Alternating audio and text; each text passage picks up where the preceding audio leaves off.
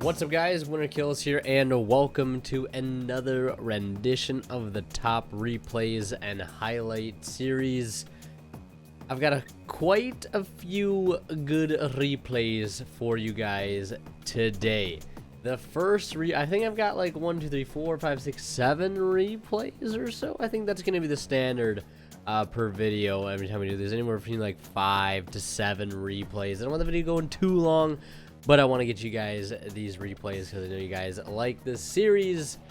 Let me know what your favorite replay or play was down in the comment section below, and also leave a like if you enjoyed this video as well, etc, etc. Let's go into the first replay here, though, which was actually a replay submitted by one of my Discord mods. Keep in mind, if you are a sub on Twitch and you are in the Discord, you have access to submit replays to the replay submission channel, which have the chance, basically, if you wish, to be featured on this series. So keep that in mind if you thought about going the extra mile for the support of the channel. But anyways, regardless, we'll get started here. And my friend, actually, Saturn, is playing the hero deck on the other side, while another friend of ours, I believe, is playing the Mermail deck here. I believe I also did a profile for him. He was like top 32 or something at YCS Niagara last year, so here he is piloting a Mermail build out of nowhere, and I call it float mails because, well, that's what this build does a really good job at doing. He goes first, ends with Mistar, Alacia, Toad, and a set Sphere. This is a build of Mermails that I think could work in the future. Not so combo oriented, ending on giant extravagant fields, but it's if you break it, I get so many cards back in the process, and it forces you to have to sort of out this field in a very awkward way by making cards like Nightmare Unicorn or Borreload, and all of those cards together sometimes won't even deal with all the floating, and you have to invest all those resources into getting rid of those cards in the first place. So he goes into Dystopia and boosts his attack to be able to get the pop. Of course, Toad is going to negate. He chains Alacia to Search Gun. End phase Lynn coming out for Pike. Oh, I love seeing these plays. Summoning out Turge. Turge discarding that Dragoons, adding back Dine. Dine summoning, adding Lapis Dragon.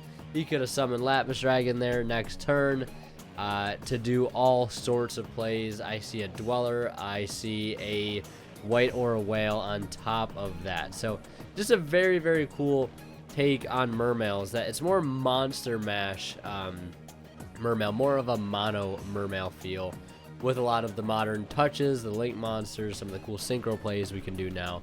I think it's just a really cool take on the deck. So there's that replay. Here's another replay here. This is the Generaider deck versus Speedroids, which I think I showed a replay of this, these two decks facing off in the last top replays and highlights video. But this one plays out a bit differently. He ends with the plant monster, summoning out the water, the Generate of Ice with reset back row, Generate Battle, Infinite Impermanence, and the Generate Territory. I get started with a little glass bell action going on. It's going to be met with Impermanence, but luckily I've got the Take Tomborg to follow it up, as well as a Pot of Desires. He might have had a negate for the Take Tomborg. Oh well, I'm forced to pass. Now, in my opinion here, he could have made a VFD like a billion times over. I'm not sure why he didn't, but he's just sort of doing the, proving that the deck really doesn't need to do that. It's a very control-based deck, as you can see here, putting out all these very powerful boss monsters that have their own effects. Be able to negate summons, protect from destruction, all of these things. Revive things from the graveyard. A lot of cool effects to be able to activate here. I go into Kite Drake. It is negated, and luckily I'm able to summon off of that, I believe. Going into Rubber Band Shooter here to get Horse Stilts. I have Tempest in my hand. Going into Clear Wing. He has IP Masquerena, which is actually a really cool link monster we're going to be getting at some point in the future. That allows you to link on your opponent's turn, and whatever link monster is summoned with it cannot be destroyed by card effects. So it allows you to go into Unicorn during your opponent's turn, and this thing, which gets you a free pop. So it's sort of like Formula Synchron, but for link monsters, if you want to look at it that way. So I draw a Reasoning for turn. He's going to summon Generate cards and tons of tokens because of that field spell. It's so, so good. I start my turn with Horse Stilts, and he's going to revive the Generate of Ice from his grave, I believe, or at least try to. And then he's going to link into Borreload on my turn, of all things. I go into Crystal Wing, cannot be destroyed by card effects thanks to that Snow Bell over there. And Return of the Dragon Lords, Tempest coming out. Decide to link it away here into a Rubber Band Shooter. Banish a level 6 to get Daiko Duke onto the field. Tribute that out for another tuner to go into a second Crystal Wing. He draws the Call by the Grave for the turn, but it's not going to do him too good. I've got a Dead Desires in my hand, but it doesn't matter because I just drew Speed Recovery. He's got 4 tokens on his field. That doesn't really bother me too much because we're gonna kind of pop off a bit here. I summon the Horse Stilts. Daiko Duke banishes to summon the Red-Eyed Die, and he tries to use this Generaider here to pop 3 cards on my field by attributing that many number of tokens. It's not going to go through. Going to Clearwing Fast Dragon. Recovery allows me to link into Great Fly, and then summoning out Tempest on top of that to run over his Borrelsword. No problem. Clearwing Fast Dragon, albeit he is very fast. He is one speedy boy. He's also very potent on the battlefield, as you see there. So, yeah, we could have gone into Draco Sack there, too, if I really wanted to. If we're feeling that essence of the Dragon Rulers. We've got Tempest. We've got Draco Sack. What else do you want? We could play Drake. I literally just thought of that on the spot. Draco Sack in Speedroids, ladies and gentlemen. But then, again, I guess sometimes we are locked into Synchros. But, hey, I'm willing to innovate. Next, we've got another replay here versus Speedroids. It says there's a bit of a malfunction here in the bottom over here, but I think the replay still plays out, luckily, because it is a pretty good replay. Anytime I can showcase me beating Larry, because he's often the person I play against the most, because he's always trying to lay the smackdown, but sometimes I gotta let him know who's boss. He always brings the Fury with the Lair of Darkness deck, and he does it really well. But luckily for me, I've got Fast Dragon, I've got the Clearest of Wing, I've got the Crystal Wing Synchro Dragon. I've opened pretty well with a Horse Stilts to spare. Drawing double Yo-Yo per turn is nice,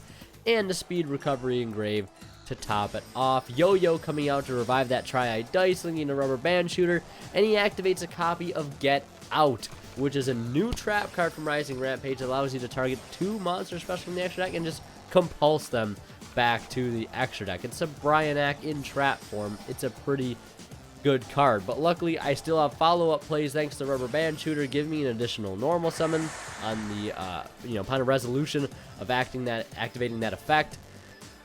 He has the Full Force Virus, but luckily that doesn't get rid of some of the best monsters on my field, albeit does clear some of the combo pieces I was assembling.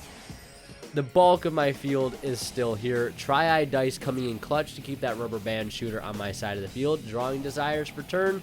Using Horse Stilts to get that Tempest out of the deck before I Desires. Banishing a Mistworm, which I'm no longer playing, but it still gets me this double Yo-Yo to my hand. And, Tempest coming out here, going to Cyber's Quantum Dragon.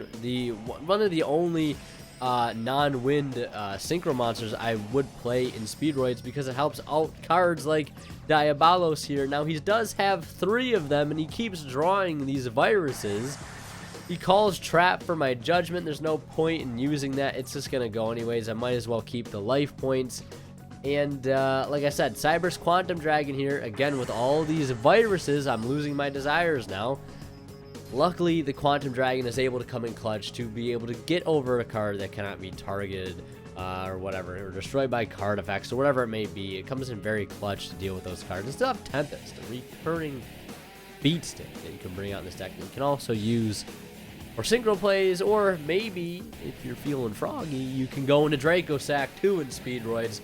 And you know what? I might just do it. I think I'm going to put Draco Sack in Speedroids. I think I'm going to do it now. This is a mid-video revelation. But anyways, we got another replay here. Mermail versus Dinosaur. My man opened up Night Beam. Interesting tech. I like it, but I don't know. He's got 3 Oviraptor in his hand as well. There's not much else he can do. And to be honest, I didn't open up the stones either. I kind of opened up the bricks instead, ending on Alacia Pass, but it does allow me to dump Deep Sea King Coelacanth to the grave to revive immediately off of Alacia's effect. Now, the Mermail profile you guys saw go up yesterday doesn't feature Deep Sea King, but I will be coming out with a build that does, because it does allow for some crazy plays, albeit not as consistent, because it does require, getting that Deep Sea King to grave, which isn't as easy as it seems. But as you can see here, we're going into all sorts of plays. We have the White Ore Bahamut, which is a token generator, which has never hurt, in my opinion. Going to Marbled Rock to recycle the anemone, linking everything away into Monoceros, bringing back the Bahamut, summoning Megalo, searching the Mizuchi. And by the way, this was a different build. I probably would still play Sekka in any build that I ran currently, just because I think Sekka's Light is so good for consistency, especially with the Undyne engine and all the merits and stuff. I've said it a billion times. If you want a deeper explanation, you can watch the Mermail deck profile, which was posted yesterday.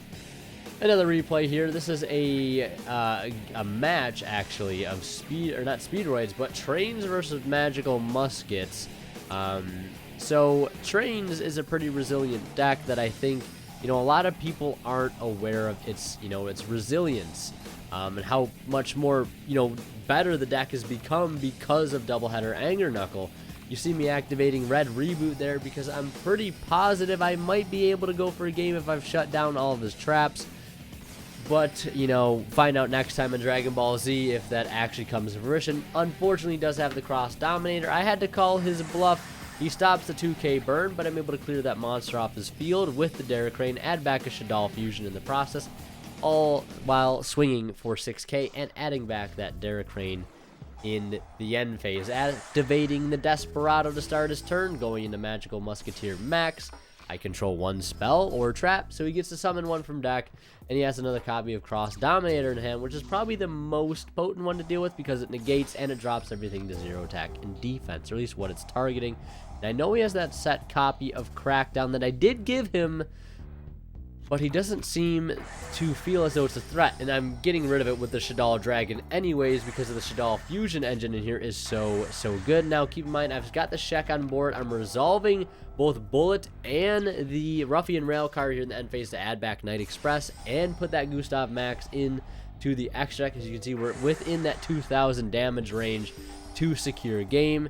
Ash Blossom is burned here. I don't even need my battle phase. I don't even know why I went into battle phase. I don't think it makes too big of a difference here. We're going to go into battle phase anyways next turn and swing with the Shek. I think I could have won probably the previous turn by going into Gustav Max instead of going into battle phase. I don't know.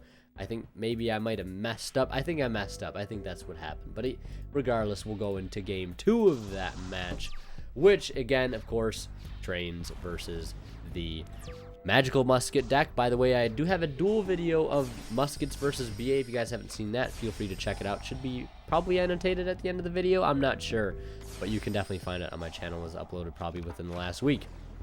So, him doing his Magical Musket plays.